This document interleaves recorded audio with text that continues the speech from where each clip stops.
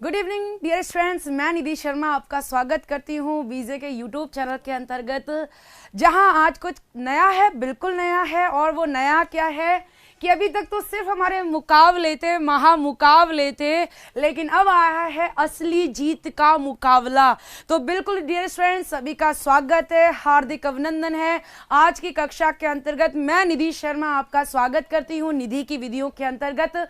तो सभी मेरे डियर फ्रेंड्स का स्वागत है। राम राम, जय श्री कृष्णा, राधे कृष्णा और जय श्री राम, जो भी आपका होता है सूटेबल सबके लिए, अस्सलाम वालेकुम वगैरह वगैरह। हाँ, तो बच्चों आज की क्लास में मैं हाजिर हूँ और मैं लेट नहीं हूँ। फिर तुम लोग मुझसे कहोगे कि मैम लेट हो। मैं लेट नहीं होती, आपको तो पता है ना, मैं समय से आ जाती हूँ। तो सभी का स्वागत है बच्चों आज की क्लास में। और आज की हमारी क्लास है जहाँ मैं 700 यानी कि 700 क्वेश्चन लेकर के आने वाली हूं। और वो ऐसे क्वेश्चन होंगे जो आपके जीत का मुकाबला तय करेंगे। जैसा कि हमारी लास्ट क्लास में भी मेरी आपसे बात हुई थी, आप अपनी कोई भी समस्या, कोई भी क्वेश्चन हो, किसी तरह की आपकी परेशानी हो, आप मुझसे बीच क्लास में पूछ सकते हैं। मैं डेफिनेटली आपको बताने वाली हूँ। लाइक और शेयर कर दीजिए। और आज मुझे 2000 से ऊपर बच्चे चाहिए। तो देखो, इज्जत का सवाल है, आप लोग 2000 से ऊपर जाते हैं नहीं जाते हैं, आज देखते हैं। और स्टार्ट करते हैं। आज की क्लास एकदम बहुत खास होने वाली है, क्योंकि आज की क्लास के अंतर्गत कुछ अच्छे से क्वेश्चन लेके आई हूं। कहा ना कि जीत का मुकाबला है ये, जीत का। तो फटाफट से लाइक शेयर कर दीजिए मेरे बच्चे। स्टार्ट करते हैं आज की क्लास और फटाफट से रेडी हो जाइए मेरे साथ में और देखते हैं क्या कुछ नया है आज की क्लास के अंतर्गत। बिल्कुल सारी की सारी शिक्षण विधियां होंगी इन 700 क्वेश्चन में। और 700 क्या, मेरे तो ज्यादा ही जाएंगे। पहला क्वेश्चन आप लोगों के सामने है और जिन्होंने मेरी पुरानी क्लासेस देखी होंगी कहीं ना कहीं वो इसका आंसर दे पाएंगे। तो पहला क्वेश्चन आप लोगों के सामने है और पहला क्वेश्चन है, बड़ा सा कर लेते हैं वरना आपकी शिकायतें रहती हैं बहुत ज्यादा। बीएस ब्लूम का संबंध किस विश्वविद्यालय से था? और जिन भी बच्चों ने मेरी क्लास पहले ढंग से सुनी होगी, पढ़ी होगी, तो वो इसका आंसर दे पाएंगे कि बीएस ब्लूम का संबंध किस विश्वविद्यालय से था। कोलंबिया, शिकागो, हार्वर्ड विश्वविद्यालय, कोई नहीं। फटाफट से आंसर दीजिए मेरे प्यारे बच्चों। यहाँ पर आंसर क्या दे रहे हैं? और ये क्वेश्चन में पहले भी आपको बता चुकी हूं। मैंने कहा ना कि आप लोगों को मैं बहुत सारी चीजें पहले बता चुकी हूँ।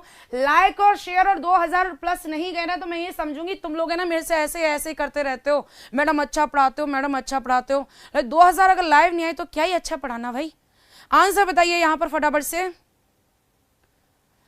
ए दे रहा है, कोई बी दे रहा है, कोई सी दे रहा है और फिर भी डांस हो रखे हैं।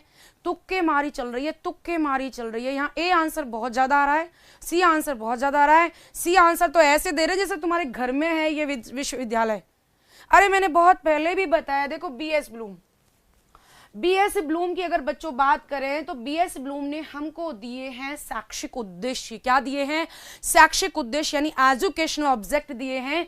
और भैया जी ये काम कहाँ करते थे? शिकागो विश्वविद्यालय में काम करते थे। कहाँ पर काम करते थे बच्चे? ये शिकागो विश्वविद्यालय के अंदर कार्य करते थे। तो पहला जो प्रश्न है उसका आंसर क्या होगा? बी आंसर होगा कि बीएस ब्लूम का जो संबंध है वो किससे है? शिकागो।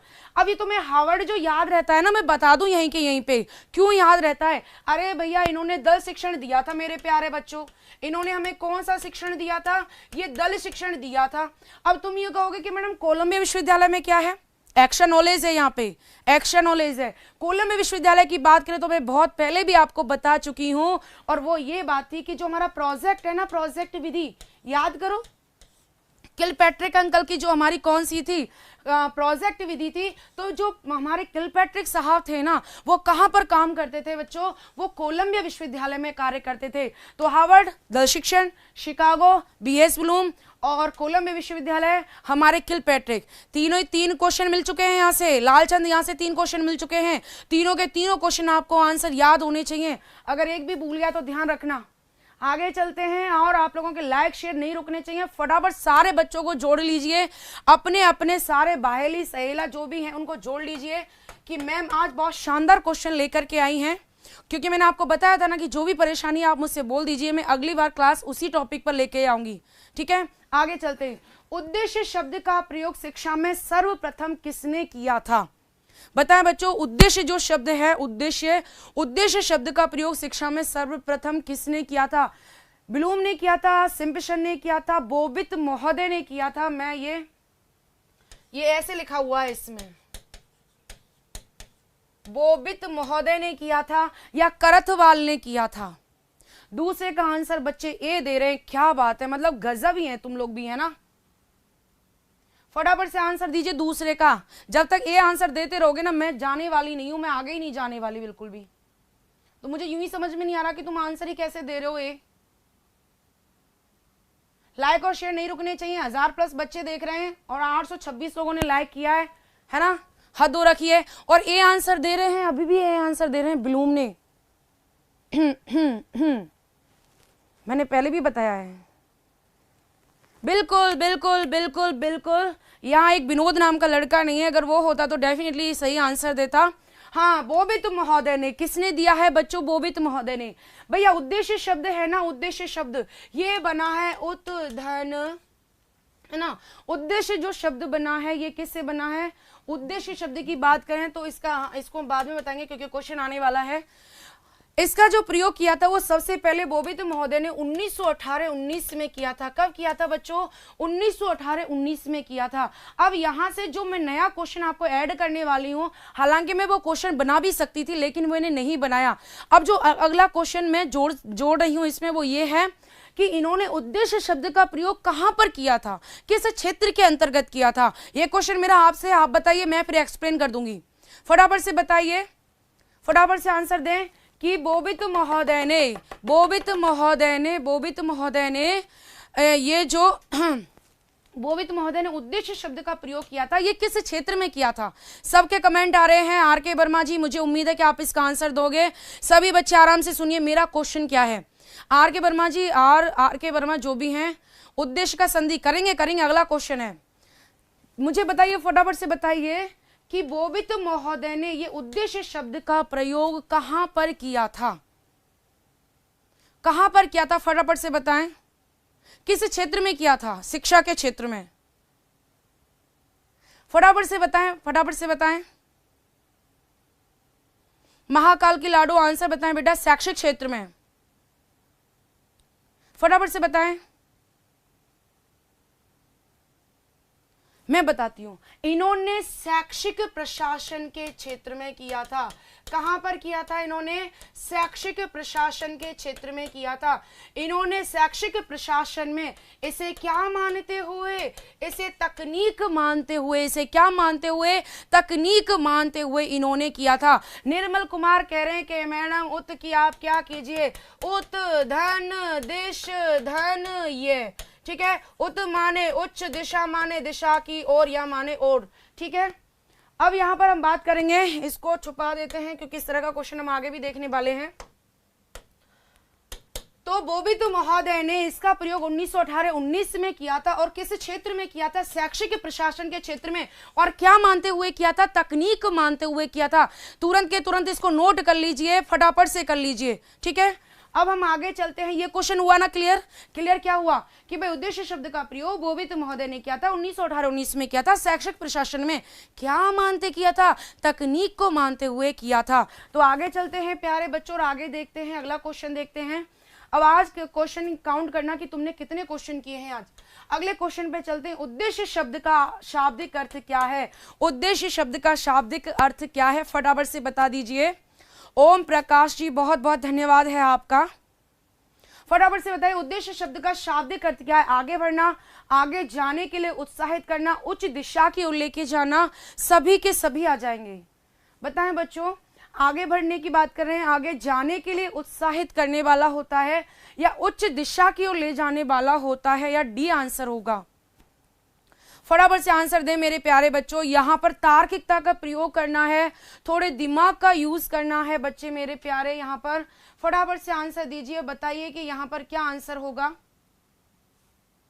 आंसर दें मेरे प्यारे बच्चों। सभी विकल्प सही हैं नहीं, एक बार और देख लें, एक बार और देख लीजिए, सही सारे के सारे विकल्प वाकई में सही हैं या फिर है वही बोल रहे हो।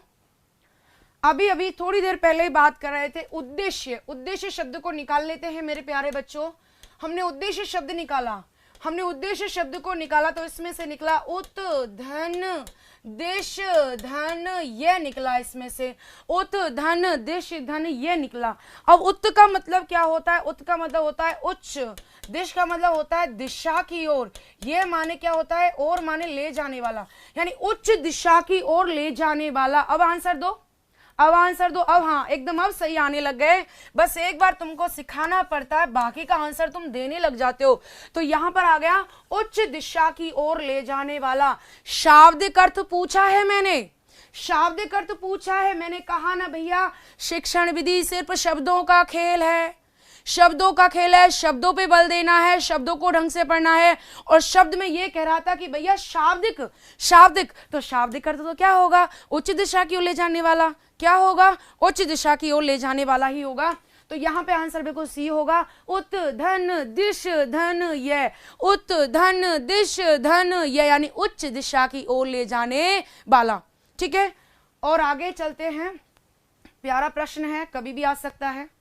हाँ जी, ये क्वेश्चन भी बहुत धमाकेदार क्वेश्चन है और मैं आशा करती हूँ कि बच्चे यहाँ पर आंसर देंगे। बिल्कुल आंसर देना ही चाहिए आप लोगों को, क्योंकि अब पेपर में 1 महीना रह गया है। शिव सिंह भरतपुर, बेटा शिव सिंह रुक जा नेक ठहराव ले ले, ठंडा ठंडा करके खा ले, पहले इन क्वेश्चनों को पढ़ लेते हैं, बाकी का आप क्वेश्चन लिख दो, मैं पूरा का पूरा बता देती हूँ बाद में। लक्ष्य के बारे में सही कथन कौन सा है? लक्ष्यों के बारे में सही कथन कौन सा है?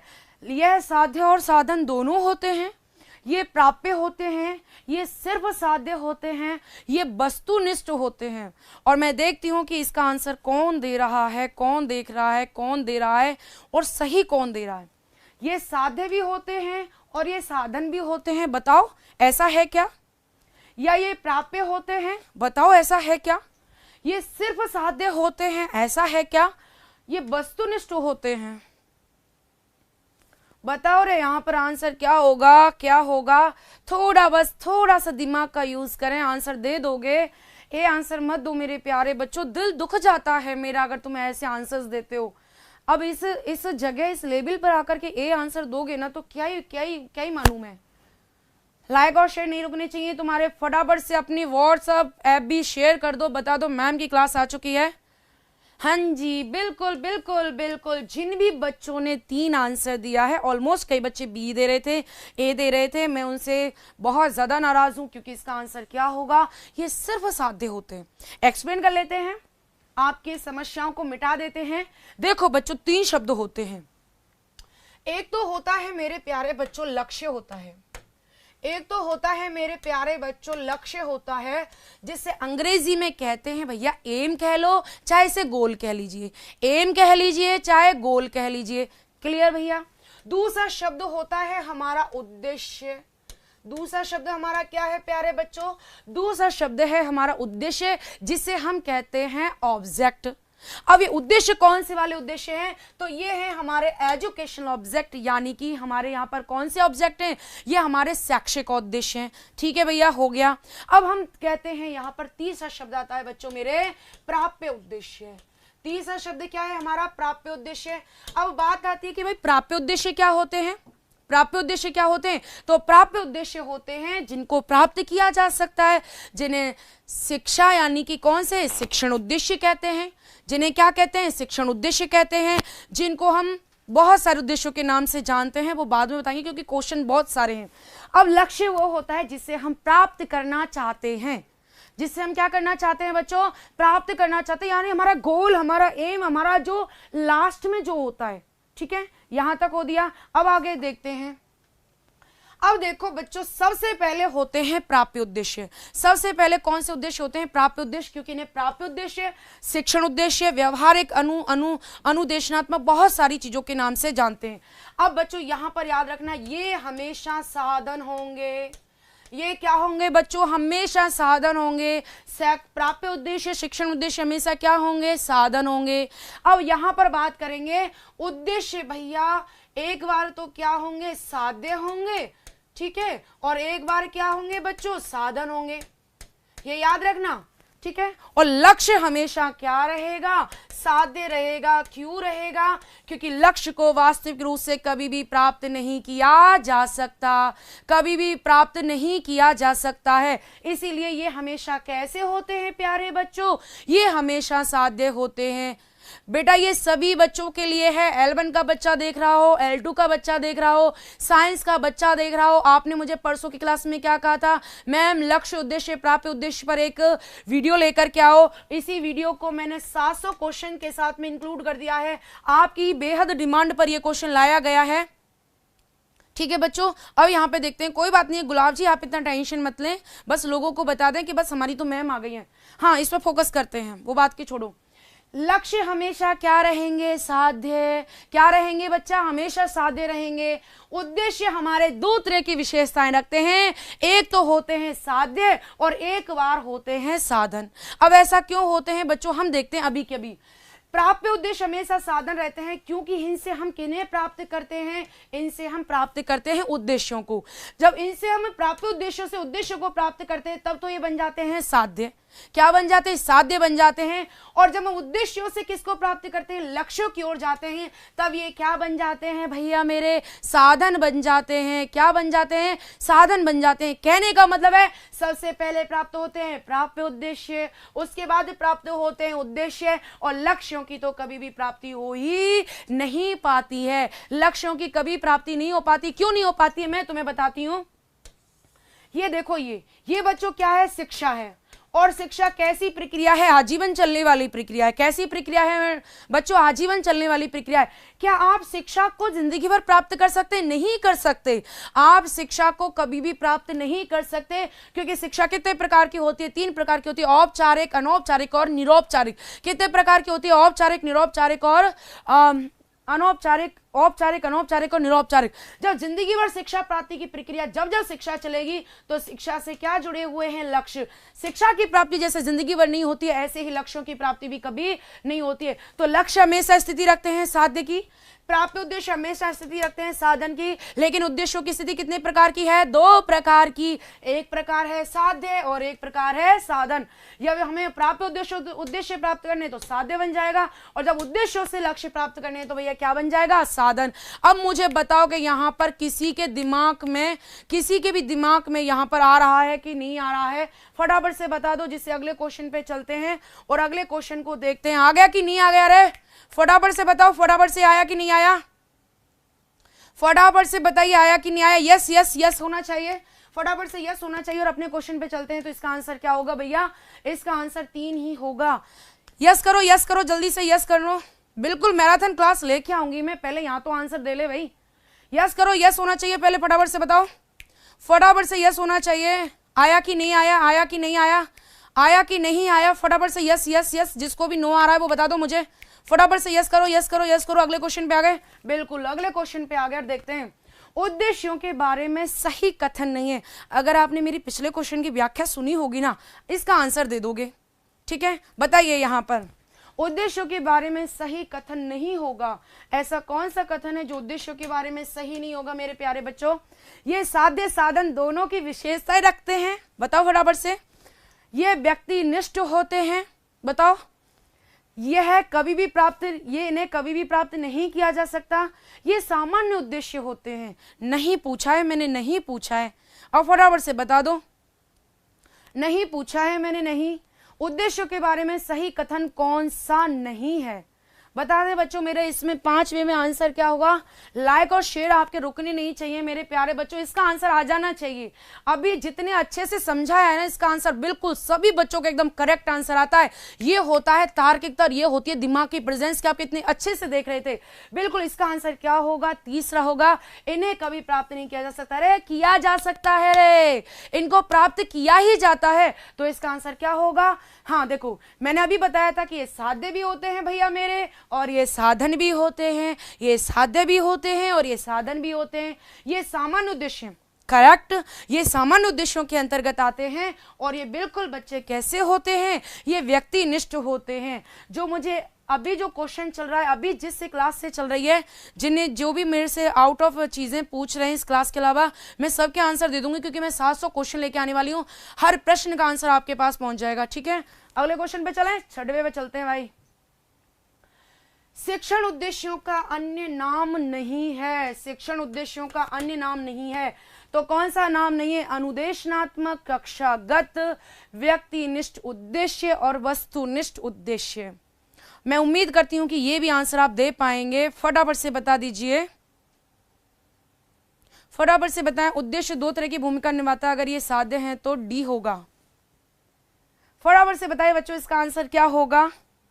फटाफट से आंसर बता दें मेरे प्यारे बच्चों, इसका आंसर क्या होना चाहिए? 6वें का आंसर क्या होना चाहिए? अभी पढ़ा हमने।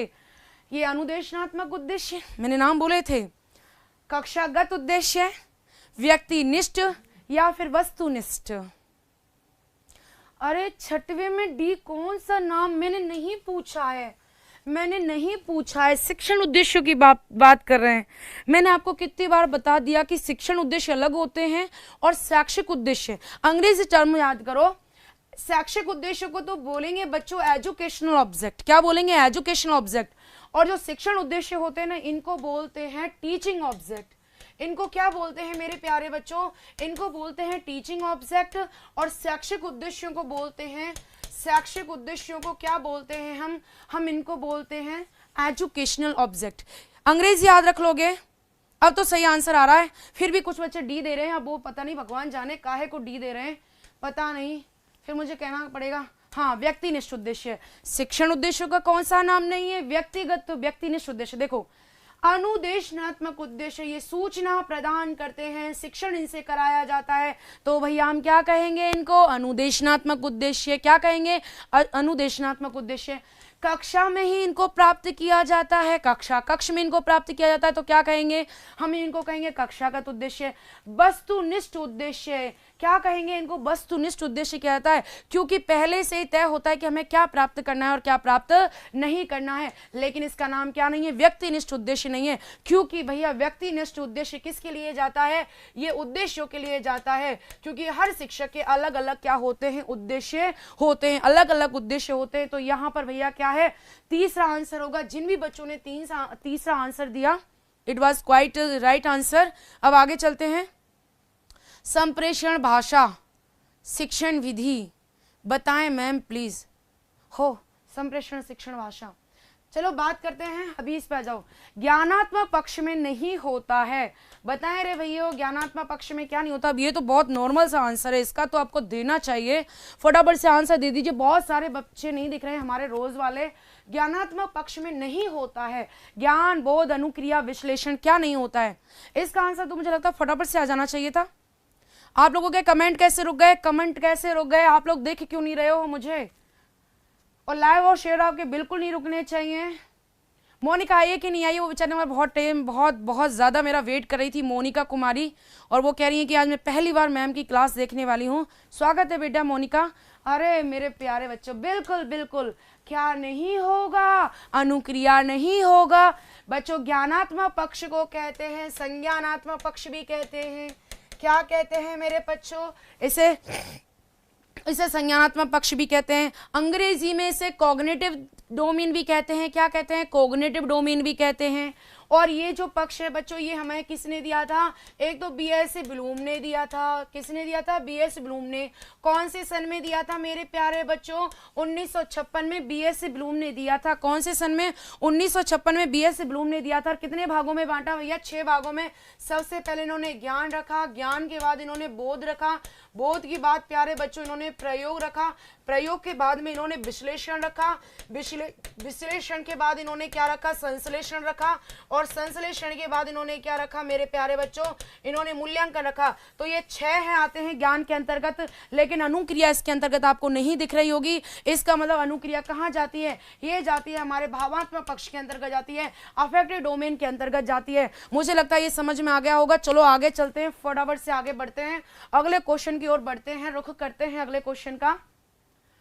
हाँ जी, अगला क्वेश्चन है, छात्रों में आए व्यवहारिक परिवर्तन का संबंध किससे होगा?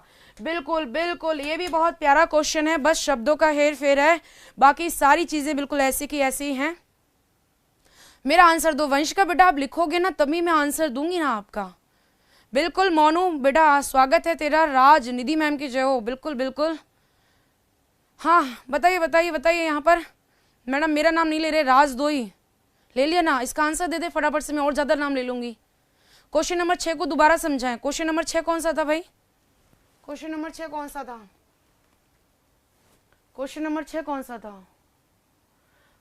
व्यक्तिनिष्ठ आंसर होगा, इसमें समझाना क्या है, नॉर्मल सा प्रश्न है।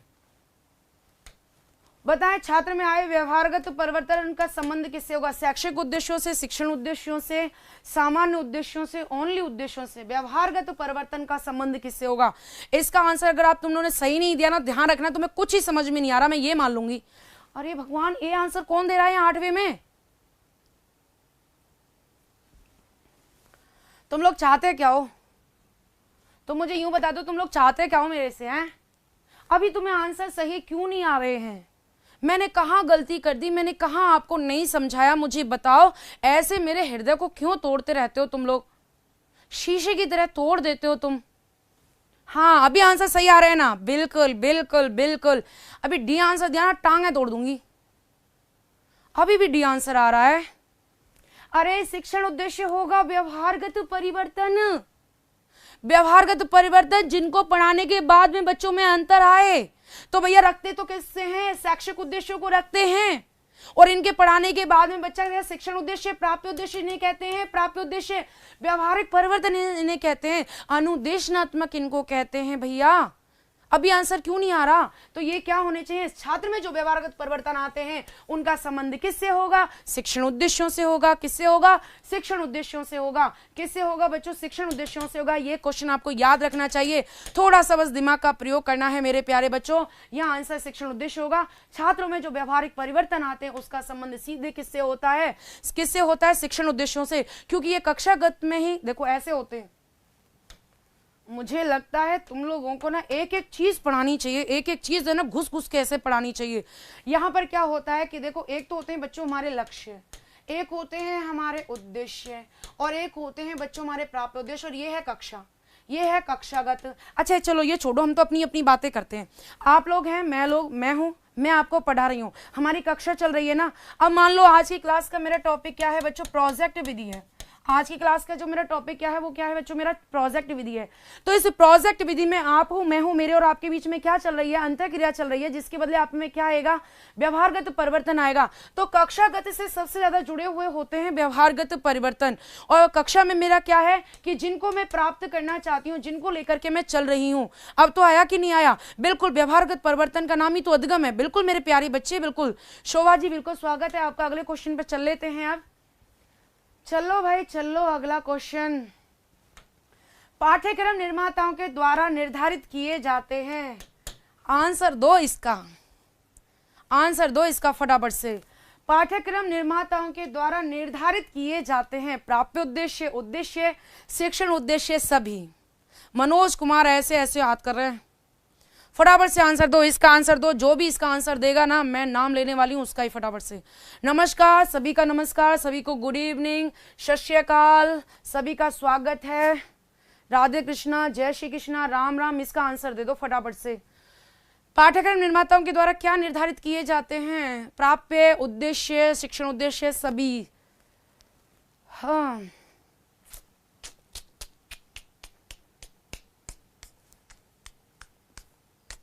थैंक गॉड, एक बच्चे ने तो सही आंसर दिया। हो D C D C D C D C D C D C D C D C D. और तुम क्यों C D C D answer दे रहे हो भाई रे? क्यों आंसर दे रहे हो? पाठ्यक्रम निर्माताओं के द्वारा मास्टर की बात नहीं चल रही है, उन लोगों की बात चल रही है जो ऑलरेडी पाठ्यक्रम निर्धारित कर देते। तो बताओ क्या करते हैं वो लोग, क्या डालते हैं? अभी भी तो आंसर आना चाहिए। मैंने बोला ना, पाठ्यक्रम निर्माताओं के द्वारा। पाठ्यक्रम निर्माता किसके आधार पे करते हैं? वो कौन से उद्देश्य प्राप्त करवाना चाहते हैं भाई रे? उद्देश्य। इसका आंसर क्या होगा? पाठ्यक्रम निर्माताओं के द्वारा निर्धारित किए जाते हैं शैक्षिक उद्देश्य, एजुकेशन ऑब्जेक्ट, जो एक हम किसमें, एक सत्र के दौरान प्राप्त करते हैं। किसके दौरान? एक सत्र के दौरान प्राप्त करते हैं। एक सत्र के दौरान, एक सत्र के दौरान प्राप्त होने वाले सभी पाठ जो हमारा पाठ्यक्रम होता है, जो हमारा पाठ्यचर्या होती है, उस पाठ्यचर्या से एक सत्र के दौरान प्राप्त होने वाले उद्देश्य हमारे क्या कहलाते हैं? शैक्षिक उद्देश्य कह लीजिए, उद्देश्य कह लीजिए, सामान्य उद्देश्य कह लीजिए, इनको हम यहाँ चाहें तो दीर्घकालीन उद्देश्य भी कह सकते हैं। तो यहाँ पर क्या होगा बच्चों? उद्देश्य आंसर होगा। अब अपने मन से देखो, झूठ नहीं बोलते हैं, अब अपने मन में देख लेना, जिस बच्चे ने आंसर क्या दिया है, 2 आंसर दिया है, तो मैं समझ सकती हूँ कि वो अपनी तैयारी की तरफ अच्छे से स्कोर कर रहे हैं, बढ़िया चल रहे हैं। और गलत हो गया ना तो कोई बात, मैं हूं ना, अरे मैं किस लिए हूं यहाँ पे, यही तो इसीलिए तो आई हूं मैं, कि अगर आपको नहीं आ रहा है, कुछ भी समझ में नहीं आ रहा है, तो मैं आपको क्या कर सकूं? गाइड कर सकूं, बता सकूं। कम से कम ये सोचो कि आपको एक नया आंसर मिल गया यहाँ से, ठीक है। तो इसका 90 का आंसर क्या होगा मेरे प्यारे बच्चों? 90 का आंसर दूसरा होगा, उद्देश्य। पाठ्यक्रम निर्माताओं के द्वारा निर्धारित किए जाते हैं उद्देश्य।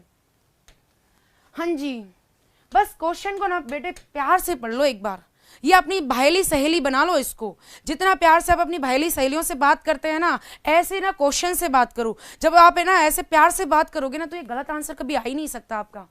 उद्देश्यों के संदर्भ में गलत कथन कौन सा है? कौन सा ऐसा है जो गलत कह रहा है? ठीक है, सुनील कुमार बेटा तेरा नाम ले लिया, बता, महान हो जा तू अब। ये कभी कभी पूर्ण रूप से प्राप्य नहीं है, गलत गलत। ये वस्तुनिष्ठ प्रकृति के होते हैं, इनकी प्राप्ति प्राप्त उद्देश्यों के आधार पर संभव है, इनका लक्ष्यों के आधार पर इनको लक्ष्यों के आधार पर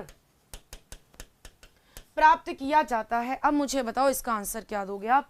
ये कभी कभी पूर्ण रूप से प्राप्य नहीं है, ये वस्तुनिष्ठ प्रकृति के होते हैं, इनकी प्राप्ति प्राय उद्देश्यों के आधार पर संभव है, इनका लक्ष्यों के आधार पर इनको प्राप्त किया जाता है। अब तो भाई इसका आंसर दे दो। 10वें क्वेश्चन पे पहुंच गए हम। ये कभी कभी पूर्ण रूप से प्राप्य नहीं है, ऐसा है क्या? ऐसा है क्या? ये तो शब्द हमने किसके बारे में बोला था? ये तो मात्र हमने लक्ष्यों के बारे में बोला था। ये तो हमने सिर्फ लक्ष्यों के बारे में बोला था कि लक्ष्य कभी भी प्राप्त नहीं होते हैं। अब यहाँ पर देखो ऐसा कौन सा शब्द है जो हमने शिक्षण उद्देश्यों के लिए जोड़ा था? ये उद्देश्यों की बात चल रही है, उद्देश्यों के लिए सही शब्द नहीं है, गलत कौन सा है? अब देखो, अरे देखो देखो देखो, आवाज नहीं आ रही। आवाज कहाँ जाएगी? आवाज तो आ ही रही है, मेरे पास से बिल्कुल आवाज आ रही है, टकाटक है हमारी साइड से एकदम। बहाने मत बनाओ तुम। ये आंसर डी कौन सा दे रहा है? इनका लक्ष्यों के आधार पर किया जाता है, इनका लक्ष्यों के आधार पर इनकी लक्ष्यों के आधार पर प्राप्ति की जाती है। इनको प्राप्त होने पर लक्ष्य प्राप्त होते हैं, इस तरह का वो है। ये इनकी प्राप्ति पर लक्ष्यों की प्राप्ति की जाती है। इसका जो आएगा ये आएगा बच्चों, उद्देश्य हमेशा व्यक्तिनिष्ठ तरीके के होते हैं, व्यक्तिनिष्ठ होते हैं। हर व्यक्ति के अपने अलग अलग उद्देश्य होते हैं, जबकि यहाँ पर क्या होना चाहिए था? यहाँ पर व्यक्तिनिष्ठ होना चाहिए था, तो ये इसमें वस्तुनिष्ठ लिखा है, तो ये गलत कथन है। इन्होंने गलत कथन पूछा है। बिल्कुल, ये कभी कभी पूर्ण रूप से प्राप्य नहीं होते हैं, ये बिल्कुल सही बात है, कभी कभार नहीं होता है ऐसा, ठीक है। इनकी प्राप्ति उद्देश्यों के आधार पर होती है, प्राप्य उद्देश्यों पर। आपको पता है इनकी प्राप्ति प्राप्य उद्देश्यों के आधार पर होती है। और अगली बात है कि ये लक्ष्य प्राप्ति का आधार होते हैं। बिल्कुल, अभी के अभी आप में डायग्राम मैंने बताया था, ठीक है अंजू जी, मैंने अभी के अभी डायग्राम बताया था। तो इसका जो आंसर होगा वो दूसरा आंसर होगा।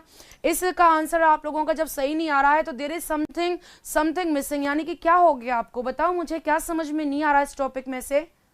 बताओ मुझे, मैं बाकी का एक बार सारा का सारा एक्सप्लेन कर दूंगी दोबारा से, क्योंकि ये क्वेश्चन आपके सही क्यों नहीं आ रहे हैं मुझे ये समझ में नहीं आ रहा।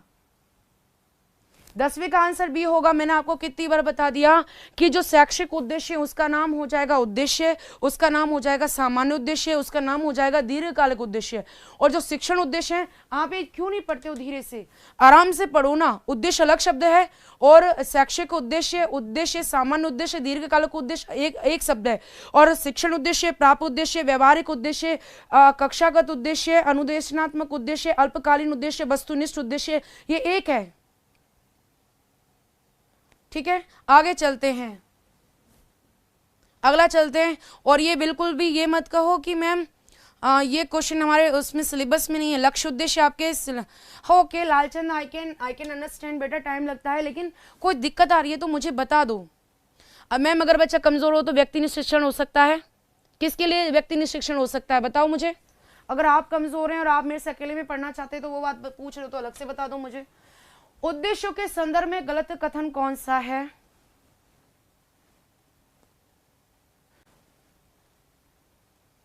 ये क्वेश्चन अभी हो चुका है, ये हो गया, ये हो गया। अगला क्वेश्चन देखो, कार्य सूचक क्रियाओं का संबंध किससे होता है? कार्य सूचक क्रियाओं का संबंध किससे होता है? अनुदेशनात्मक उद्देश्यों से, उद्देश्यों से, शैक्षिक से, सभी से। बताओ बच्चों, यहां पर व्यक्तिनिष्ठ और वस्तुनिष्ठ में कंफ्यूजन है, बिल्कुल बता देंगे, बताएं बच्चों। अनु कार्य सूचक क्रियाओं का संबंध किससे होता है? अनुदेशनात्मक से, उद्देश्य से, शैक्षिक से, सभी से। कार्य सूचक क्रियाओं का संबंध शैक्षिक, उद्देश्य। अब बताएं इसका आंसर क्या होगा? कार्य सूचक क्रियाएं, कार्य सूचक क्रियाएं, कार्य सूचक क्रियाएं बताएं। कार्य सूचक 12वें का आंसर दें।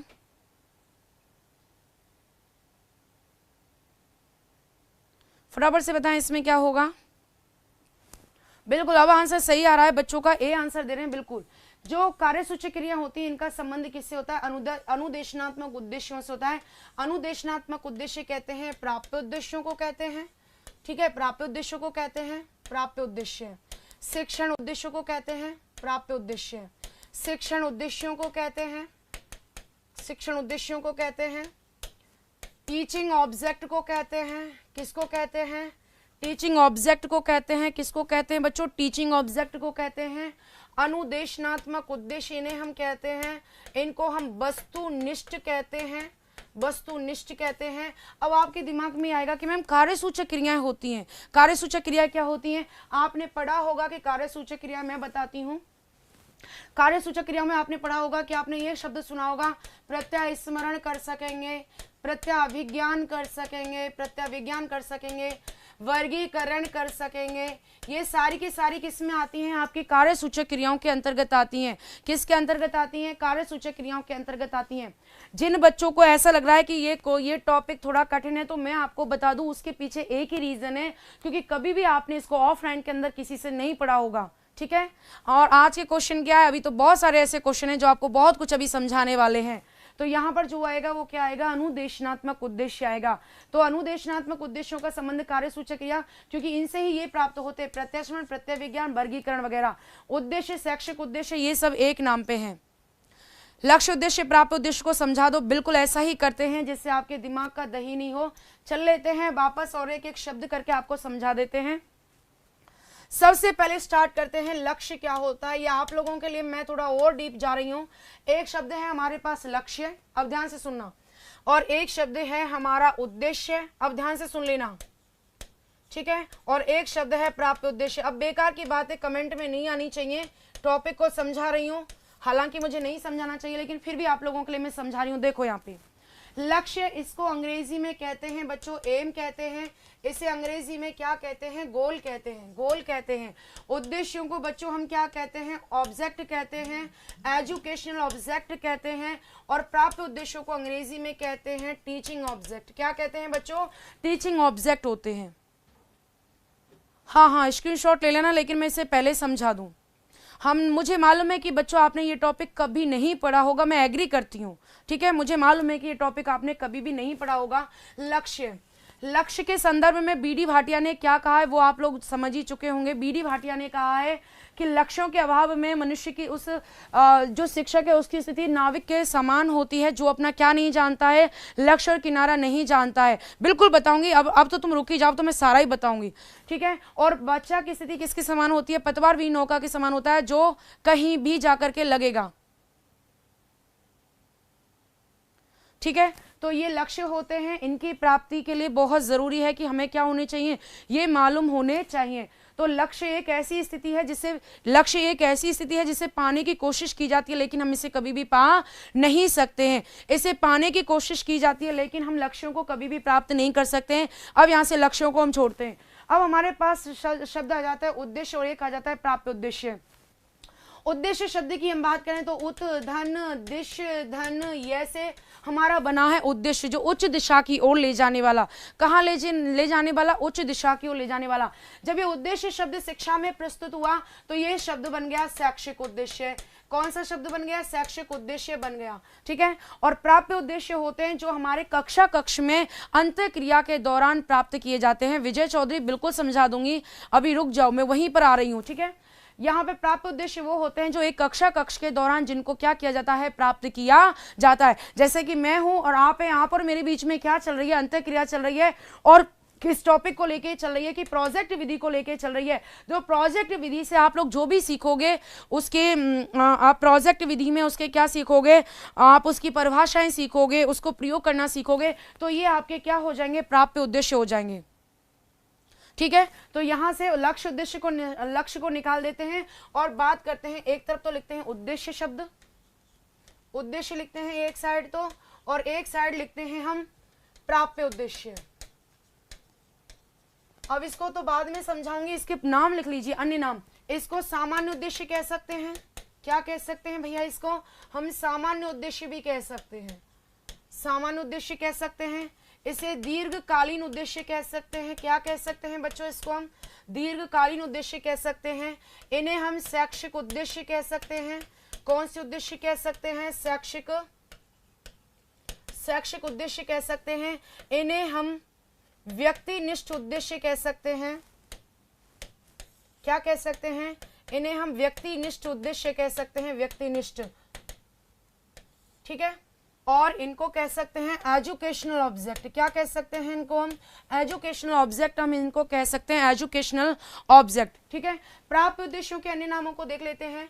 इसको हम शिक्षण उद्देश्य कहते हैं, शिक्षण उद्देश्य के नाम से जानते हैं। इसे हम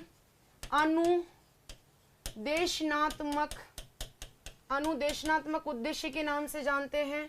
इन्हें हम व्यवहारगत परिवर्तन के नाम से जानते हैं, व्यवहारगत परिवर्तन के नाम से जानते हैं।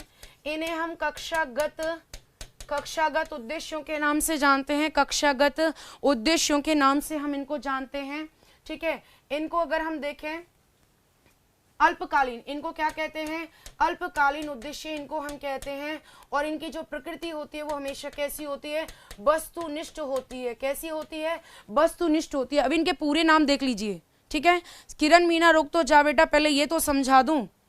तो उद्देश्यों की अगर हम बात करें तो सामान्य उद्देश्य कहेंगे, दीर्घकालीन उद्देश्य कहेंगे, शैक्षिक उद्देश्य कहेंगे, व्यक्तिनिष्ठ कहेंगे, एजुकेशन ऑब्जेक्ट कहेंगे। ठीक है, और अगर इधर देखें तो शिक्षण उद्देश्य कहेंगे, अनुदेशनात्मक उद्देश्य कहेंगे, व्यवहारगत परिवर्तन कहेंगे, कक्षागत परिवर्तन कहेंगे, अल्पकालीन कहेंगे और वस्तुनिष्ठ कहेंगे। आया कि नहीं आया समझ में? ये इनके नाम है। उद्देश्यों के अन्य नाम ये होंगे। अब याद रख लेना, उद्देश्यों के नाम ये होंगे और प्राप्य उद्देश्यों के नाम ये होंगे। ठीक है, जो सवाल जवाब मेरे से कर रहे हैं वो जरा खुद से पूछ लें कि आप कितने सही हो और कितने यहाँ पर सही नहीं हो। ठीक है, ये सारे के सारे इनके अन्य नाम होंगे। अब हम बात करते हैं कि मैडम उद्देश्यों में और शैक्षिक उद्देश्यों में अंतर क्या है? शैक्षिक उद्देश्यों में और उद्देश्यों में अंतर क्या है? तो यहां पर हम बात करें उद्देश्यों में और शिक्षण उद्देश्यों में अंतर क्या है? उद्देश्यों में और शिक्षण उद्देश्यों में अंतर क्या है? अगर हम इनके अंतर की बात करें तो बेटा यहां पर पहले ही समझ लो, उद्देश्य जो होते हैं हमारे शैक्षिक उद्देश्य होते हैं, ये एक सत्र के दौरान, संपूर्ण सत्र के दौरान, संपूर्ण पाठ्यचर्या में से, किसमें से? संपूर्ण पाठ्यचर्या में से इनको प्राप्त किया जाता है। संपूर्ण पाठ्यचर्या में से एक सत्र के दौरान जो हमें प्राप्त होते हैं वो कहलाते हैं बच्चों हमारे उद्देश्य कहलाते हैं। जो एक संपूर्ण हमारी पाठ्यचर्या होती है ना, ठीक है, जो आपकी संपूर्ण पाठ्यचर्या होती है, उस संपूर्ण पाठ्यचर्या में एक सत्र के दौरान जो उद्देश्य प्राप्त किए जाते हैं उन्हें शैक्षिक उद्देश्य हम कहते हैं। और शिक्षण उद्देश्य की बात करते हैं, जो शिक्षक और शिक्षार्थी के मध्य में क्या चलती है? अंतःक्रिया चलती है। जो किस किस के बीच में? शिक्षक के बीच में और शिक्षार्थी के बीच में क्या चलती है? अंतःक्रिया चलती है। उस अंतःक्रिया से प्राप्त होने वाले उद्देश्य क्या कहलाते हैं? शिक्षण उद्देश्य कहलाते हैं। क्या कहलाते हैं? कि शिक्षक और शिक्षार्थी के मध्य में जो अंतःक्रिया चलती है उस अंतःक्रिया से प्राप्त होने वाले शिक्षण उद्देश्य कहलाते हैं। ये अगर अंतःक्रिया नहीं चलेगी ना, ये अंतःक्रिया नहीं चलेगी तो क्या प्राप्त नहीं होंगे? शिक्षण उद्देश्य प्राप्त नहीं होंगे। एक उद्देश्यों के बारे में और याद रखना, उद्देश्यों की प्राप्ति अध्ययन और अध्यापन दोनों से हो सकती है, अध्ययन से भी हो सकती है और अध्यापन से भी हो सकती है, लेकिन शिक्षण उद्देश्यों की प्राप्ति मात्र और मात्र किसी से होगी? शिक्षण से ही प्राप्त होगी। किससे होगी? शिक्षण से ही प्राप्त होगी। ठीक है, तो ये यहाँ उद्देश्य और शिक्षण उद्देश्यों में मैंने अंतर बता दिया। बाकी का आप चलो, आपके कुछ ही समझ में नहीं आने वाला, क्योंकि आप तो कुछ पढ़ना ही नहीं चाहते हैं टफ सा। आगे चलते हैं। कक्षागत शिक्षण के माध्यम से प्राप्त किए जाते हैं। अब तो आंसर दे दो यहाँ पर। कक्षागत शिक्षण से प्राप्त किए जाते हैं कौन से उद्देश्य? शैक्षिक उद्देश्य, व्यक्तिगत उद्देश्य, व्यवहारगत उद्देश्य। शिक्षण उद्देश्य शैक्षिक प्रक्रिया का महत्वपूर्ण हिस्सा है। बिल्कुल पुष्पराज, आपको पता है कि जब तक शिक्षण उद्देश्य प्राप्त नहीं होंगे तब तक क्या प्राप्त नहीं होंगे? हमारे शैक्षिक उद्देश्य भी प्राप्त नहीं होंगे। अब बताओ फटाफट से, फटाफट से आंसर बताइए फटाफट से। आप लोग हमेशा क्या है, छोटा छोटा और कम कम खाने वाले बच्चे हो, आपके अंदर भूख नहीं है ज्ञान प्राप्त करने की। ये चीज़ तो मैं देख ही रही हूँ, हर रोज़ ये अनुभव मुझे नया मिलता है कि आज का बच्चा है ना, हमेशा उसको शॉर्ट चाहिए, वो डीप जाना ही नहीं चाहता। फिर कहता है कि मैम हमारा सिलेक्शन क्यों नहीं होता है? हर चीज़ हमें मालूम होनी चाहिए। आपको पता है अगर इतना ही आसान होता तो लोग मनोविज्ञान और शिक्षण विधियों के पीछे इतना भागते ही क्यों हैं? मनोविज्ञान और शिक्षण विधियों के पीछे भागने का रीज़न यही है कि इसमें इतना कुछ समाया हुआ है, लेकिन हमको बहुत कम पढ़ने को मिलता है। आप वही बच्चे हैं जो 4-4 लाइनें बच्चे पढ़ा देते हैं, 4-4 पन्ने आपको दे देते हैं और अपने घर चले जाते हैं उन पन्नों को लेकर के, और बाद में ढूंढते हैं कि ये कहाँ मिलेगा, ये कहाँ मिलेगा। और यही कारण है कि आपके बहुत सारे अभी जो मैं देख रही हूँ ना, इतने सारे जो मैं कमेंट्स देख रही हूँ, उसके पीछे यही रीजन है कि कभी भी तुमने किसी भी कक्षा में ये सारा टॉपिक पढ़ा नहीं होगा, लेकिन हमारे यहाँ ये टॉपिक कम से कम 5 से 6 दिन में कराया जाता है। और मेरे पास तो अनुभव भी है कोचिंग का। जब मैं ये किसी कोचिंग में ये करा रही थी तो आधे तो बच्चे यूँ कहते मैम हमारे तो ये आता ही नहीं है, कब हमने तो किसी से पढ़ा ही नहीं, क्योंकि इस टॉपिक को कभी पढ़ाया ही नहीं जाता है। कक्षागत शिक्षण के माध्यम से प्राप्त किए जाते हैं तो व्यवहारगत उद्देश्य, शैक्षिक उद्देश्य, व्यक्तिगत उद्देश्य एक ही नाम है, जबकि कक्षागत शिक्षण से प्राप्त होते हैं कौन से? व्यवहारगत उद्देश्य प्राप्त होते हैं। और इसका मतलब इसका आंसर तो सबका सही आ जाना चाहिए था। अब अगले क्वेश्चन पे चल लेते हैं। शिक्षक स्वयं किनका निर्धारण करता है? एक जो शिक्षक होता है वो किनका निर्धारण करता है? लक्ष्यों का, उद्देश्यों का, शैक्षिक उद्देश्यों का, शिक्षण उद्देश्यों का। हाँ, तुम लोग बस बचपन के प्यार में खोते रहना। यहाँ पर शेरशाह जैसे लोग 25 की उम्र में अपने देश के लिए कुर्बान हो जाते हैं और तुम लोग बचपन के प्यार में खोते रहो बस, है ना? यही सुना करो, बचपन का प्यार मेरा भूल नहीं जाना रे। ठीक है, हाँ अब आंसर दे दो यहाँ पे फटाफट से। अरे मेरे से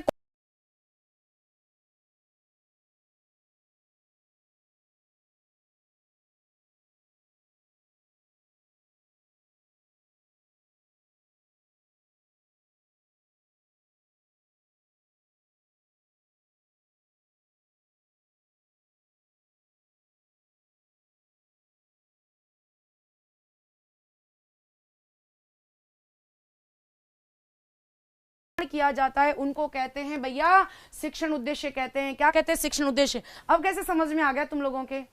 अगला क्वेश्चन देखो, और मुझे प्यास लग रही है।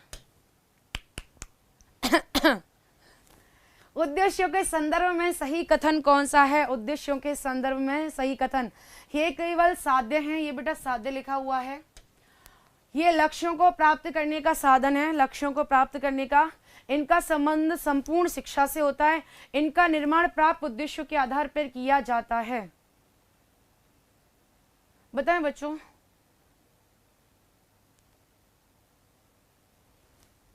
ये लक्ष्यों को प्राप्त करने का साधन है।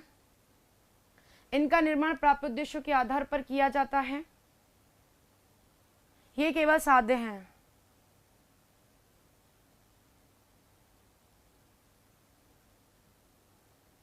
आंसर बताओ इसका।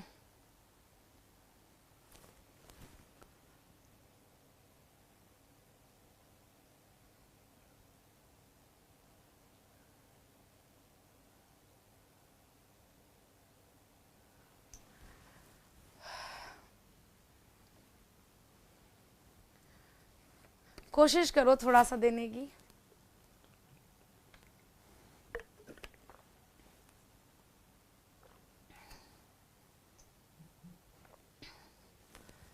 ये गलत है, ये गलत है, लेकिन ये सही है, ये गलत है और ये भी सही है। तो इस क्वेश्चन को डिलीट माना जाए बच्चे। इसमें दो कथन सही हैं। ये लक्ष्यों को प्राप्त करने का साधन है, बिल्कुल सही है। लक्ष्यों को प्राप्त किया जाएगा किसके आधार पर? उद्देश्य के आधार पर। तो यहाँ पर थोड़ा सा इसको आप डिलीट में डाल देना, लेकिन समझ लीजिए इनका निर्माण बिल्कुल प्राप्य उद्देश्यों के आधार पर किया जाता है। तो दो इसमें से कथन सही हैं और दो कथन इसमें से गलत है। ठीक है, मैं हो सकता है कि प्रिंटिंग में कोई गलती हो गई हो, तो आप यहाँ पे आंसर मैंने आपको बता दिया। हाँ बिल्कुल बिल्कुल मैंने आपको बता दिया ना, यहाँ पे बिल्कुल मैंने आपको, यहाँ मेरे प्यारे बच्चों कंफ्यूज मत होना बिल्कुल भी। ये देखो गलत है, ये केवल साध्य है नहीं, ठीक है। और ये क्वेश्चन भी इसमें ये और ये दोनों ही सही हैं, ये भी सही है और ये भी सही है और ये दोनों गलत है। तो ये बी और डी, इसमें बी और डी सही हैं और 1 और 4 इसमें गलत हैं, 1 और 3। तो आप मुझे चाहे कुछ भी सुना सकते हैं। हाँ सभी को बोनस है मेरी तरफ से, सभी को बोनस है। आवाज कहाँ गई? आवाज तो आ रही है मेरे प्यारे बच्चों। अगला क्वेश्चन देखो, एक शिक्षक कक्षागत शिक्षण के दौरान, एक शिक्षक कक्षागत शिक्षण के दौरान किस उद्देश्यों के विकास में सर्वाधिक महत्व देता है? अब ये क्वेश्चन बहुत ही अच्छा है भैया, इसका आंसर बता दो मुझे। मैम उद्देश्य तो साध्य भी होते हैं ना, तो मैंने बताया ना साध्य और साधन दोनों की विशेषता रखता है, लेकिन वो शब्द नहीं सुना तुमने, लक्ष्यों के संदर्भ में पूछा है उसने। तुम लोग ऐसा करना, एक बार मेरे को पढ़ ही लेना ढंग से कहीं। एक शिक्षक कक्षा के शिक्षण के दौरान किस उद्देश्य, किस प्राप्त उद्देश्य को विकास में सर्वाधिक महत्व, शिक्षक कक्षा के शिक्षण के दौरान किस प्राप्त उद्देश्य को सर्वाधिक महत्व देता है? ज्ञान को, भाव को, क्रिया को, सभी को। एक शिक्षक कक्षा के शिक्षण के दौरान किस प्राप्त उद्देश्य के विकास को सर्वाधिक महत्व देता है? सर्वाधिक महत्व देता है। आवाज कैसे? आवाज आ रही है हमारी तरफ से? बिल्कुल आवाज आ रही है, कोई दिक्कत ही नहीं है हमारी साइड से, किसी प्रकार की कोई दिक्कत ही नहीं है। हाँ, एक शिक्षक का उद्देश्य होता है सबको प्राप्त करने का। ज्ञान, भाव और क्रिया तीनों पक्षों के विकास पर क्या रहता है? उसका बल रहता है। विश्लेषण मानसिक योग्यता का संबंध किससे है? विश्लेषण ज्ञान से, बोध से, प्रयोग से, कौशल से। ज्ञान से, बोध से, प्रयोग से, कौशल से। फटाफट से आंसर दीजिए 17वें का। विश्लेषण मानसिक योग्यता का संबंध किससे है? संश्लेषण, विश्लेषण, मूल्यांकन। ज्ञान से, बोध से, प्रयोग से, कौशल से। विश्लेषण, विश्लेषण, विश्लेषण में बताओ बच्चों, विश्लेषण में क्या होगा? विश्लेषण मानसिक योग्यता का संबंध किससे? मानसिक योग्यता पूछी है उसने, मानसिक, ज्ञान से, बोध से, प्रयोग से, कौशल से। 17वें का आंसर क्या दे रहे हैं? अब यहां भी कंफ्यूजन है क्या भाई? ये टॉपिक तो तुम्हारा बहुत ही बुरी तरह से उलझा हुआ है। ये टॉपिक तुम्हारा क्यों उलझा हुआ है? तुम मुझे बता दो, एक दिन मैराथन क्लास ही लगा दूं लक्ष्य उद्देश्य प्राप्त उद्देश्यों के बारे में। लग ही रहा है तुम्हारी कंडीशन देख करके मुझे। बिल्कुल, विश्लेषण मानसिक योग्यता पूछी है उसने, मानसिक योग्यता पूछी है। जब मानसिक शब्द आ गया तो फटाफट कहां पे जाना है? ज्ञान पे जाना है। बताया था नहीं बताया था मैंने आपको? मैंने बताया था कि ज्ञान होता है, बोध होता है, प्रयोग होता है, विश्लेषण होता है, संश्लेषण होता है। तो मानसिक योग्यता शब्द उसने डाल दिया, कॉग्निटिव पे चले गए। अगर यहाँ पर हमें कुछ और पूछना होता तो मानसिक शब्द नहीं मिलता। ठीक है, तो यहाँ इसका आंसर क्या होगा? ज्ञान से होगा। विश्लेषण मानसिक योग्यता का संबंध किससे है? तो ज्ञान से है। मानसिक योग्यता वो हमेशा ज्ञान के अंतर्गत जाती है। विश्लेषण प्राप्य उद्देश्यों के विकास के लिए आवश्यक है। अगर आप चाहते हैं कि भैया विश्लेषण प्राप्य उद्देश्य के विकास के लिए क्या आवश्यक है? ज्ञान का विकास होना और प्रयोग का विकास होना, बोध का विकास होना, उपरोक्त सभी। बिल्कुल बिल्कुल, हम इस टॉपिक पर एक दिन मैराथन क्लास लेकर के आएंगे और मैम से इस टॉपिक पे बात करेंगे। फटाफट से आप इसका हाँ बिल्कुल लगवा देंगे, बिल्कुल लगवा देंगे। आप तो आंसर दो, आपकी कंडीशन देख के मुझे लग ही रहा है। आंसर दो यहाँ पे। विश्लेषण प्राप्त उद्देश्य का संबंध विकास के लिए क्या है? बिल्कुल ज्ञान का विकास होना चाहिए, प्रयोग का भी होना चाहिए, बोध का भी हो जाना चाहिए। तो आंसर क्या आएगा? उपरोक्त सभी आएगा। बिल्कुल उपरोक्त सभी आएगा मेरे प्यारे बच्चों। तुम लोग बस टेंशन मत लिया करो, टेंशन नहीं लेने का। अब 3000 भी पहुंचा दो फटाफट से। जब 2800 बच्चे आ गए तो 3000 पे पहुंचाने में क्या जा रहा है? फटाफट से बताओ, 3000 करो, फटाफट से 3000 करो रे इसको। छात्र में मौलिकता नवीनता का विकास दर्शाता है। गजब का ही प्रश्न है मेरे प्यारे बच्चों, बहुत ही प्यारा प्रश्न है। ज्ञान भाव और क्रिया उपरोक्त सभी शब्द याद रखना। मौलिकता और नवीनता का विकास क्या दर्शाता है? बच्चे में मौलिकता आ रही है, बच्चे के अंदर नवीनता आ रही है, तो बताएं 18वें 19वें में ज्ञान भाव क्रिया उपरोक्त सभी। हाँ, तुम लोग बस मोदी से तुलना किया करो मेरी, है ना, तुम्हें और कोई ना मिला। जल्दी से 3000 करो, जल्दी से 3000 करो, फटाफट से बताइए कितना प्रेम करते हैं। अभी दिख जाएगा 3000 पहुंचते हैं कि नहीं पहुंचते हैं मेरे। छात्र में मौलिकता नवीनता 19वें का आंसर डी। मत दो भाई, मत दो, मैं इरिटेट हो रही हूं सच में। ये क्वेश्चन ना, ये टॉपिक तो आपका पूरा का पूरा खाली है मुझे लगता है। हाँ, रानी मुखर्जी कह के मुझे तुम चने के झाड़ पे चढ़ाया करो, है ना। रानी मुखर्जी, सुबह से सुनती हूँ मैं रानी मुखर्जी तुम्हारा। उपरोक्त सभी नहीं होगा, नहीं होगा। अरे मौलिकता नवीनता ज्ञान में आती है, ज्ञान में आती है। नवीन ज्ञान की प्राप्ति, नवीन ज्ञान की प्राप्ति वो सिर्फ ज्ञान में आती है, भाव और क्रिया में नहीं आती है। नवीनता मौलिकता सिर्फ और सिर्फ ज्ञान से संबंधित है, भाव और क्रिया का इससे कोई संबंध नहीं है। एक मार रहा है, कोई 2 मार रहा है, कोई 3 मार रहा है, धुआंधार चल रहे हैं। अभी तो 3 ही आ रहे। क्रियात्मक, क्रियात्मक कैसे क्रियात्मक हो जाएगा? कॉग्निटिव का मतलब होता है जब बच्चा नवीन ज्ञान प्राप्त करता है, जब बच्चा क्या करता है, नवीन ज्ञान प्राप्त करता है, तो भैया मेरे वो किस में जाएगा? ज्ञान में जाएगा। नवीन ज्ञान की प्राप्ति ज्ञान में जाएगा। अभी और चिल्लाऊं क्या? ज्ञान में जाएगा। मैं क्या करूं इस टॉपिक का तुम्हारे लिए, बताओ मैं क्या करूं, मैं क्या करूं, मैं क्या करूं? छात्रों में अनुशासन, प्रियता, समयबद्धता आदि का विकास क्या दर्शाता है? इसका आंसर तो दे दो भाई, इसका आंसर तो तुम मुझे दे दोगे। छात्रों में अनुशासन, प्रियता आ गई, संबंध, समय के प्रति वो बाध्य हो गए, तो बताइए ये किसके विकास को दर्शाता है? ज्ञान को, भाव को, क्रिया को, सभी को। मां पर मूल्यांकन में पहुंच गया, लक्ष्य उद्देश्य आए नहीं है, मां पर मूल्यांकन में पहुंच जाओ तुम, है ना। जान ले लो तुम लोग मेरी, लक्ष्य उद्देश्य समझ लो, मां पर मूल्यांकन आ जाएगा रे। आंसर दो यहां पे। छात्रों में अनुशासन, प्रियता आ गई, छात्रों में समय के प्रति कर्तव्यनिष्ठ हो गए, तो बताओ उनमें ज्ञान, भाव, क्रिया क्या होगा? हाँ, कुछ तो असर हुआ, कुछ आंसर आ रहे हैं। बी बी बी, बिल्कुल बिल्कुल, अच्छा हुआ कुछ बच्चों ने आंसर दे दिया भाव। अब यूं कहेंगे मैं भाव क्यों आएगा, मैं बताती हूँ। भावात्मक पक्ष के प्रति आती है हमारी अभिवृत्ति। क्या आती है? हमारी अभिवृत्ति आती है। और मैंने शायद 3 या 2 या 3 रोज पहले ये टॉपिक बताया था कि अभिवृत्ति का मतलब होता है सकारात्मक दृष्टिकोण।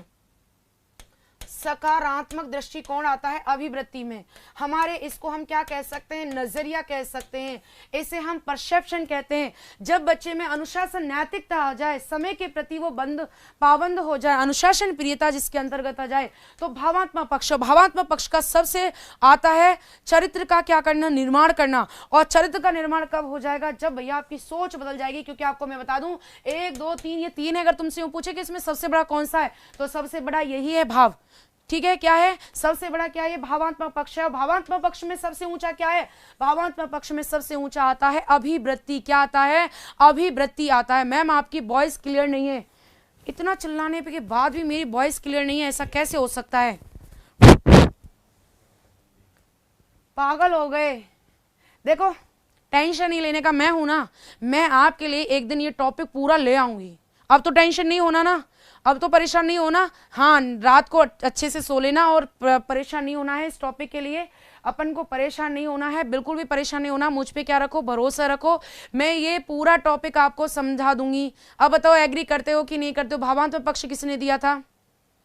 भावात्मक पक्ष बेटा, अरे भगवान, भावात्मक पक्ष बेटा करथवाल ने दिया था और मसीहा ने दिया था, 1964 में दिया था। अब बता तू मुझे, ठीक है। छात्र मौसम के बारे में भविष्य कथन दे सकेंगे, भविष्य कथन दे सकेंगे, भविष्य कथन दे सकेंगे। ये वाक्य किन प्राप्य उद्देश्यों के विकास को दर्शाता है? किन किन उद्देश्यों को दर्शाता है? ज्ञान को, बोध को, प्रयोग को, उपरोक्त सभी को। इसका आंसर दे दो, इसका आंसर दे दो। मुझ पे विश्वास रखो, मुझ पे विश्वास रखो और मुझ पे विश्वास रखो। आप लोग मुझ पे विश्वास रखोगे पक्का मैं ये आपको टॉपिक कराऊंगी मैं। अब इसका आंसर दे दो मेरे प्यारे बच्चों। सबसे पहले जल्दी जल्दी जल्दी जल्दी रे जल्दी, बताओ बताओ क्या आंसर होगा इसका?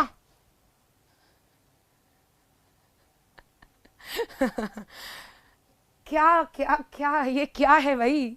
यहाँ आंसर 2 क्यों आ रहा है? ए आ रहा है, 2 आ रहा है। अरे कोई प्रयोग भी तो दे दे। भविष्य कथन करना, निर्णय देना, पूर्व कल्पना करना, ये सब किसके अंतर्गत आता है? प्रयोग के अंतर्गत आता है, ज्ञान उपयोग के अंतर्गत आता है, हमारा अनुप्रयोग के अंतर्गत आता है, यूज के अंतर्गत आता है। छात्र मौसम के बारे में भविष्य कथन दे सकेंगे तो ये हमारे प्रयोग को दर्शा रहा है, अनुप्रयोग को दर्शा रहा है, ज्ञान उपयोग को दर्शा रहा है। भाई रे लाजवाब हो तुम, बिल्कुल लाजवाब हो। आज तो तुमने हद ही कर दी भाई। कितने हो गए? 1 मिनट, ये क्वेश्चन और करा देती हूँ, बच्चे वरना नाराज हो जाएंगे। आपको पता है ना, बच्चे नाराज हो जाएंगे। हाँ, मेरे से भी बच्चे नाराज हो जाते हैं। फटाफट आ जाओ, फटाफट फटाफट। हाँ, यदि छात्र गणित की किसी समस्या को हल करने के लिए उचित विधि का चयन करता है, चयन चयन चयन चयन, याद रखना, चयन करता है, तो वो किस प्रकार के प्राप्त उद्देश्य के विकास को दर्शा रहा है? इसका आंसर दे दो, इसका आंसर दे दो। अगर इसका आंसर सही दे दिया तब तो मैं चली जाऊंगी, और नहीं तो मुझे लगता है कल ही ये मुझे टॉपिक लेके आना पड़ेगा आपके लिए। अरे नहीं, ये सर हैं आपके पॉलिटी वाले सर हैं ना, बेचारे वेट कर रहे हैं तुम्हारी वजह से। इसका आंसर दे दो जिससे मैं इनके लिए क्लास छोड़ूं। बेचारे ये भी यूं कह रहे होंगे कहाँ फंस गया मैं आज इस मैडम के चक्कर में, ये जा ही नहीं रही है। इसका आंसर दे दो। यदि छात्र गणित की किसी भी समस्या को हल करने के लिए उचित विधि का चयन, चयन शब्द चयन, तो ये किस प्राप्त उद्देश्य के विकास को दर्शाता है? बोध को, ज्ञान को, कौशल को। 1 मिनट, इसमें एक आंसर बढ़ा देते हैं। इसमें बच्चों प्रयोग रखें, यहां पर प्रयोग। समस्या के चयन को हल करने के लिए उचित विधि का चयन करता है, उचित विधि का, गणित की किसी भी समस्या को हल करने के लिए। तो बताएं बच्चों यहां पर क्या होगा? प्रयोग होगा, ज्ञान होगा, कौशल होगा, अभिरुचि होगा। ऑप्शन देख लो बेटा, ये बोध नहीं है, प्रयोग है, ज्ञान है, कौशल है, अभिरुचि है। सीरियसली मुझे लगता है ये टॉपिक मुझे कल ही लेके आना चाहिए आप लोगों के लिए। अब आंसर दे लो, एक बार देख लो, एक बार। प्रयोग होगा, ज्ञान होगा, कौशल होगा, अभिरुचि होगा। एक बार और देख लो, गौर से देखिए, गौर से देखिए इस क्वेश्चन को। देखो मैंने क्या डाला है, किसी समस्या को हल करना, समस्या को हल करना, और उसमें भी क्या करना? चयन करना, चयन करना। अब आया ना आंसर, अब आया ना, आया ना, आया, बिल्कुल आया, आया आया आया। ए आंसर होगा प्रयोग करना। जब भी चयन आ जाए, समस्या का हल करना आ जाए, पूर्व अनुमान आ जाए, चयन करना आ जाए, निर्णय देना आ जाए, मेरे प्यारे बच्चों कहाँ चले जाना? प्रयोग पे चले जाना, अनुप्रयोग पे चले जाना। ठीक है, तो यहाँ आंसर क्या होगा? प्रयोग आंसर होगा। और आज की क्लास को ना चाहते हुए भी मुझे क्या है, ख़त्म करना ही पड़ेगा, क्योंकि आपके हमें ना जाओ छोड़कर। अच्छा, तो हमें ना जाओ छोड़कर क्या करें आपके साथ में? इस तरह के आंसर दे रहे हैं तो मेरा तो मन ही टूट रहा है आप लोगों से, है ना? चलो चलो खत्म करते हैं, ये क्लास खत्म कर लेते हैं। थैंक यू सो मच मेरे प्यारे बच्चों। अभी 8 क्वेश्चन रह गए हैं, इस क्लास को हम कल लेकर के आएंगे, और बिल्कुल टेंशन मत लीजिएगा, मैं आपको ये टॉपिक पूरा का पूरा करा दूंगी। आपकी स्थिति देख करके मुझे लग गया है कि स्थिति ज़्यादा खराब है, मैं समझा दूंगी। ठीक है बच्चों, तो कल मिलती हूँ सेम टाइम पे, सेम चैनल। कल 4000 का टारगेट लेके चलना है आपको। सोचो कि बहुत अच्छा कुछ समझ में आने वाला है, तो लाइक और शेयर करते रहिए और मेरी वीडियो को देखते रहेगा। मैं कल मिलती हूँ सेम टाइम पर, सेम चैनल पर। थैंक यू सो मच बच्चे, और आपकी पॉलिटी वाले सर आ रहे हैं। Thank you so much, good night, take care, bye bye.